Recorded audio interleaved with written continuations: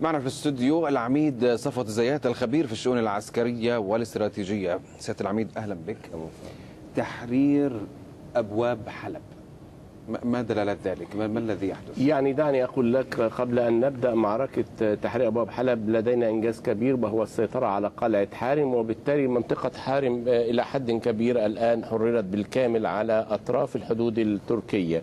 لكن معركة حلب أنا ذلك لماذا وصفت الأمر بالإنجاز الكبير؟ لأنه مع السيطرة على حارب أصبح القوس الشمالي الغربي كله لمنطقة الريف الحلبي، وأصبحت المنافذ التركية السورية على هذا الطريق كلها في يد الثوار، عدا ربما معبر كسب في أقصى الشمال في أقصى الغرب، ويبدو أن الثوار لديهم رأي في عدم اقتحام هذا المعبر إلى حد ما لاعتبارات ديموغرافية. ولكن دعني أقول لك أننا جميعا كنا ننظر إلى معركة حلب ونتوقع الحسم فيها مبكرا، لكن عندما اليوم نحن 158 في معركة حلب التي ادعى النظام أنه يستطيع أن يستعيدها خلال 10 أيام ثم مرة أخرى خلال 3 أيام، وكثيرون يقولوا ولماذا لم يسيطر عليها الثوار؟ فدعني أقول هو الجانب الأقل توازنا، يعني أقل خللا في الميزان العسكري، ولكن كونه أن نتمسك بمعركة حلب وتواجد وحولها لاستنزاف هذا إنجاز كبير. لا تسأل الأقل قوة، اسأل الأكبر قوة هل أنجز أم لم. لكن دعني أقول لك أننا في اليوم 122 من معركة حلب فوجئنا أن الثوار يتجهون ويغيرون استراتيجيتهم تماما. لقد ذهبوا واقتحموا ما يسمى الفوق 46 أتارب، ثم ذهبوا بعد ذلك وسيطروا على حاجز إيكاردا، وأنتم كنتم تتابعون كل هذا تمام. ثم ذهبوا بعد ذلك إلى الفوق 111 في الشيخ سليمان، ثم ذهبوا وحققوا انتصار كبير في منطقة مدرسة المشاة، ثم عادوا بعد ذلك إلى عفرين معركة اللواء 135، واليوم يعودون مرة أخرى إلى خان العسل وإلى مشارف حلب.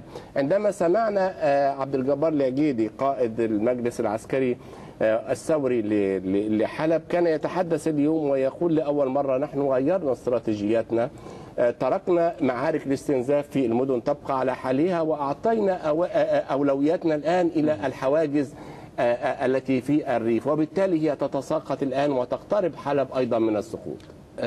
أريد أيضا أن أسأل عن الأعراض التي شاهدناها في الشاشات. هل هذه يعني ما تفسيرك لها؟ هي استخدام أسلحة كيميائية، أسلحة محرمة من نوع؟ يعني بلا شك عندما يعني نجد العرق الغزير، صعوبة التنفس، الزبد الأبيض من الفم، حالة التشنج العصبي الموجودة نتيجة استخدام أسلحة ومتفجرات في منطقة ضيقة، لأن هذه المنطقة منطقة البياضة هي منطقة سكنية كثيفة، ومنطقة الخالدية في شمال تقريبا شمال حلب. هذه المنطقة بتسيطر تماما على الطريق الدائري الذاهب إلى طريق حماة ثم بعد ذلك إدلب وحلب. ويبدو أن النظام كان يريد، هو لم يكن يستعرض، ولكن كان يريد أن يحل معضلة عملياتية، بمعنى أنه يريد فتح الرينج رود أو الطريق المتحلق العابر والذي من خلاله تتدفق الامدادات إلى الشمال، وبالتالي استخدم هذه الضربة الكيماوية التكتيكية. لعل العالم لا يسمع،